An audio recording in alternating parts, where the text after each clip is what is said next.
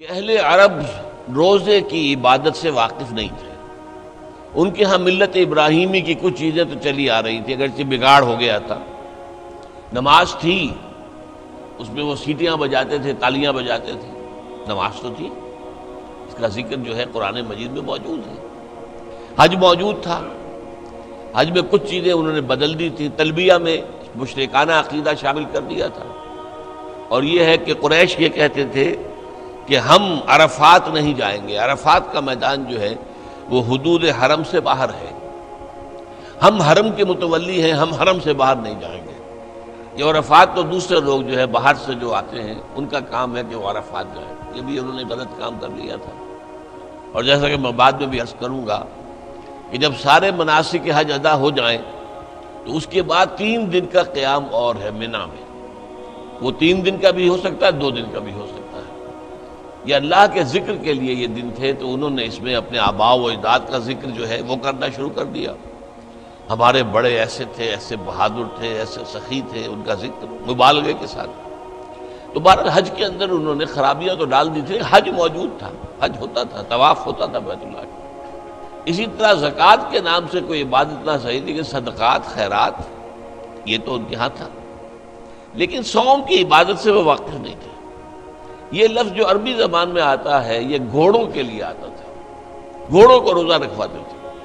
کیوں؟ آپ کو معلوم ہے ان کا پیشہ ہی تھا غارت گری، لوٹ مار، اور لوٹ مار میں خاص طور پر رات کے پچھلے حصے میں جا کے کہیں چھاپا مارنا، لوٹ مار کرنا، غارت گری کرنا، خوریزی کرنا، پھر وہاں سے بھاگنا۔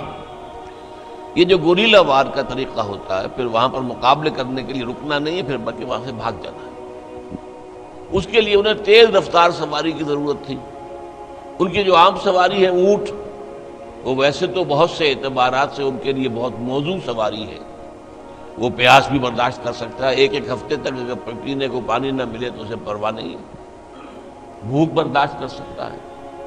ریت میں چلنے کے لیے اس کو پاؤں اللہ نے ایسے بنائے ہیں، چوڑے چوڑے پاؤں۔ پھر یہ کہ وہ دھوپ کی سختی، لو کی گرمی برداشت کر سکتا ہے، لیکن اس میں رفتار تیز نہیں ہے۔ تیز رفتاری کے لیے گھوڑا چاہیے، اور گھوڑا نازک مزاج جانور ہے، وہ بھوک اور پیاس برداشت نہیں کر سکتا، گرمی اور لو کی حدت اور شدت برداشت نہیں کر سکتا۔ اسے عادی بنانے کے لیے روزہ رکھواتے تھے، بھوکا رکھا، کھانا پینا اس کا بند کر دیا، چارہ ڈالنا بند کر دیا، پانی پلانا بند کر دیا۔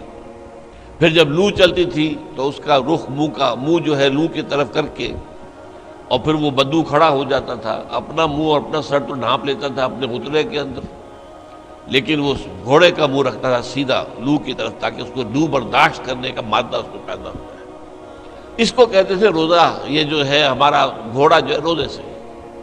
تو ہمیں قرآن مجید میں جو مکی قرآن ہے، مکی صورتیں، یہ 2/3 تقریباً بنتی ہیں پورے قرآن کا، اس میں کہیں صوم کا ذکر نہیں ہے۔ ایک جگہ برسبیل تذکرہ حضرت مریم علیہ السلام کے ذکر میں ہے کہ جب ولادت ہو گئی ہے اور حضرت مسیح کو اب لے کر انہیں آبادی میں جانا تھا، وہ تو ایک بالکل ویران جگہ میں جا کر انہوں نے وہ سارا جو شدت ہے وضع حمل کی وہ برداشت کی، اس لیے کہ شادی تو ان کی ہوئی نہیں تھی، تو اب یہ بچہ کہاں سے آ گیا؟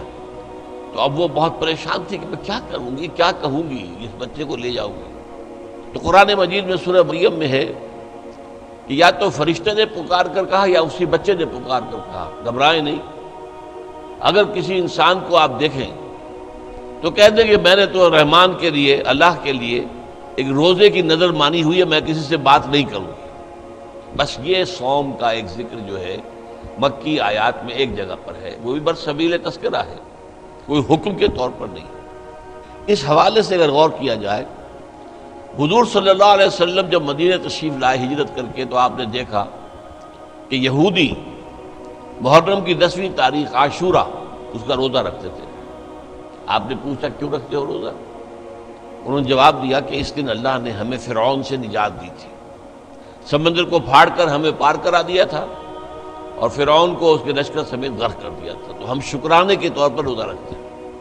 تو حضور نے فرمایا کہ موسیٰ کے تو ہم زیادہ حقدار ہیں تم سے، لہذا مسلمانوں کو حکم دیا کہ تم روزہ رکھا کرو عاشورے کا۔ بعد میں فرمایا یہ یہودی ایک رکھتے ہیں تم 2 رکھو، تاکہ ایک امتیاز بھی قائم رہے، علیحدگی بھی قائم رہے۔ لہذا 9ویں محرم کی اور 10ویں کے روزے رکھنے مسلمان نے شروع کر دیے۔ کچھ دنوں کے بعد اب 3 روزے ہر مہینے میں لازم کر دیے گئے۔ میں لفظ فرض استعمال نہیں کر رہا ہوں، ابھی میں بتاؤں گا اس کو۔ 3 روزے لازم کر دیے گئے کہ ایام 20 کے 13ویں 14ویں اور 15ویں تاریخیں جو ہے ہر مہینے کی، اس میں روزے رکھو۔ حکمت کیا تھی؟ ایک دم ایک مہینے کا روزہ فرض ہو جائے، اور وہ مہینہ فرض کیجئے مئی کا ہے، جون کا ہے، تو قیامت ٹوٹ پڑے گی لوگوں پر۔ انہیں عادی بناؤ رفتہ رفتہ۔ اگر گرمی کا مہینہ بھی ہے تو 3 دن جھیل لیں، برداشت کریں، پھر اگر اچھے موسم کے آ گئے تو ٹھیک ہے، وہ بھی آ جائیں گے بیچ میں۔ تو 3 دن کے یہ روزے لازم کیے گئے، اور اس کے لیے پہلا حکم قرآن کا جو آیا ہے کتب علیکم الصیام، لکھ دیا گیا تم پر روزہ رکھنا، واجب کر دیا گیا۔ وجوب اصل میں 2 طرح کا ہوتا ہے، ابھی میں عرض کروں گا آپ سے۔ وجوب علی العین، وجوب علی الخیار۔ یہ جو روزہ واجب کیا گیا کتب علیکم الصیام کما کتب علی الذین من قبلکم، جیسے کہ روزہ رکھنا لکھ دیا گیا تھا، فرض کیا گیا تھا ان لوگوں پر کہ جو تم سے پہلے ہو گزرے، تمام امتوں پر روزہ جو ہے وہ لازم رہا ہے، لعلکم تتقون، تاکہ تمہارے اندر تقوی پیدا ہو جائے۔ جو اس میں حکمت صوم کا جو ذکر ہے وہ میں بعد میں بیان کروں گا، ابھی میں صرف اس پہلو سے گفتگو کر رہا ہوں کہ میری رائے میں اور مولانا انور شاہ کشمیری رحمۃ اللہ علیہ کی رائے میں اور امام رازی کی رائے کے روح سے بہت سے جو سلف کے اندر تابعین ہیں ان کی رائے میں یہ حکم روزے کا رمضان کا نہیں ہے بلکہ ایام 20 کا ہے، اس لیے کہ آگے فرمایا ایام معدودات، گنتی کے چند دن ہیں۔ اب رمضان کو آپ ایام معدودات نہیں کہہ سکتے، گنتی کے چند دن تو نہیں، 29 دن پورے کرنا، 30 دن پورے کرنا، بہرحال مشقت طلب بات ہے، آسان کام تو نہیں ہے۔ وہ میں گرمی کے موسم بھی آئے گا، اب رفتہ رفتہ ہم جا رہے ہیں گرمی کی طرف۔ ایام و معدودات، اب یہ ایک طریقہ ہے تشویق کا، ترغیب، دیکھو بھائی فکر نہ کرو، ہمت کرو، گنتی کے چند دن ہے نا۔ اس میں بھی رعایت کی رکھی، فمن کان منکم مریضا او علی سفر فعدۃ من ایام اخر، جو کوئی تم میں سے سفر پر ہو یا مریض ہو تو وہ تعداد پورے دنوں میں کر لے، دوسرے دنوں میں کر لے، یعنی قضا دے۔ 13ویں 14ویں اور 15ویں میں کسی تاریخ کو روزہ نہیں رکھ سکا، یا کسی مہینے میں 3 روزے جو ہیں کسی سفر میں نکل گئے، تو بقیہ دنوں میں وہ 3 روزے رکھ کر اس کی قضا دے دیں۔ وعلی الذین یطیقونہ، اور وہ لوگ کہ جنہیں طاقت ہو وہ رکھ سکتے ہوں، نہ سفر پر ہے نہ مریض ہے، فدیۃ طعام مسکین، اگر وہ روزہ نہ رکھیں تو اس کا فدیہ ہے 1 مسکین کا کھانا کھلا دینا۔ ایک رعایت اور رکھ دی، 2 رعایتیں ہو گئی، بیمار ہو، سفر پر ہو تو قضا کر لو دوسرے دنوں میں، اور اگر کسی وجہ سے طبیعت بالکل نہیں مان رہی، طبیعت آمادہ ہی نہیں ہے، روزہ رکھنے پر طبیعت جو ہے کسی طور سے آمادہ نہیں ہو رہی، تو اس کا ایک فدیہ ہے، اس کا ایک کفارہ ہے، 1 مسکین کو کھانا کھلا دو۔ فمن تطوع خیرا فهو خیر اللہ، اور جو کوئی اپنی مرضی سے زیادہ خیر کمائے، 1 کے بجائے 10 مسکینوں کو کھانا کھلائے، تو یہ اس کے لیے بہتر ہے، اس کو زیادہ اجر و ثواب ملے گا۔ وَأَن تَصُومُوا خَيْرٌ لَكُمْ، اور اگر تم روزہ رکھو تو اسی میں تمہارے لیے بہتری ہے، ان کنتم تعلمون، اگر تم سمجھتے ہو۔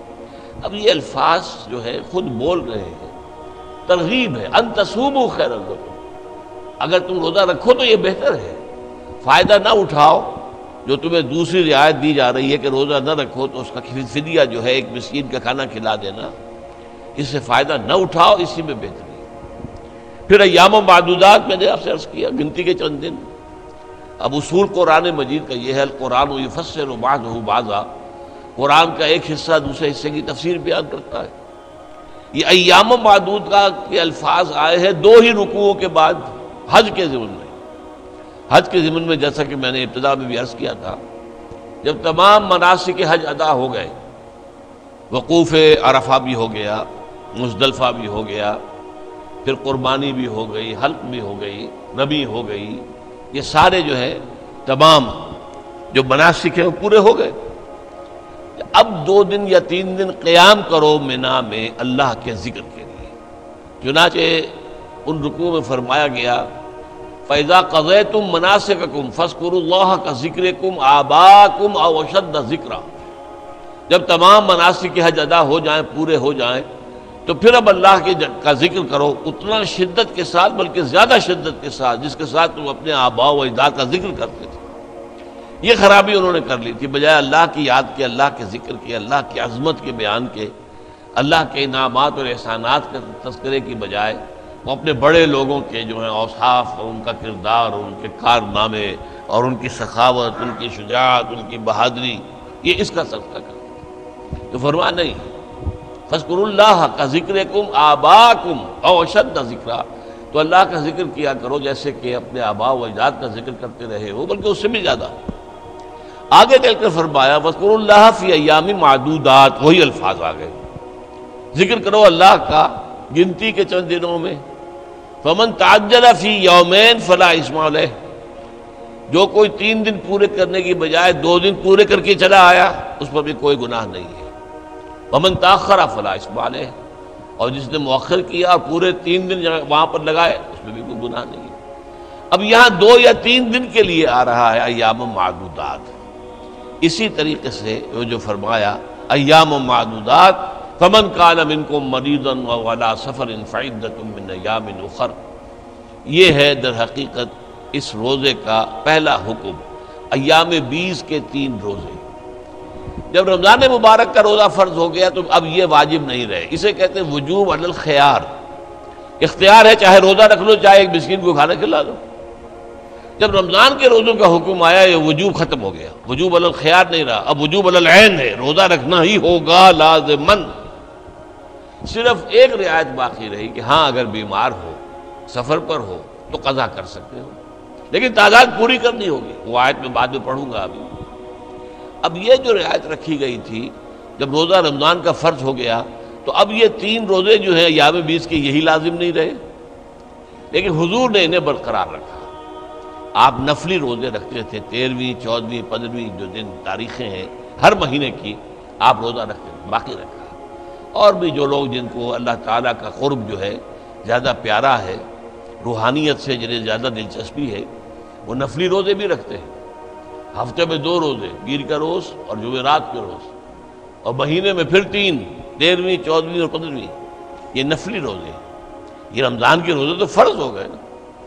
اسی طرح جو روزہ نہ رکھے تو پھر ایک مسکین کو کھانا کھلا دے، اگرچہ یہ مطلقاً تو یہ معاملہ ختم ہو گیا، لیکن حضور صلی اللہ علیہ وسلم نے حکمت دین کے پیش نظر اسے برقرار رکھا۔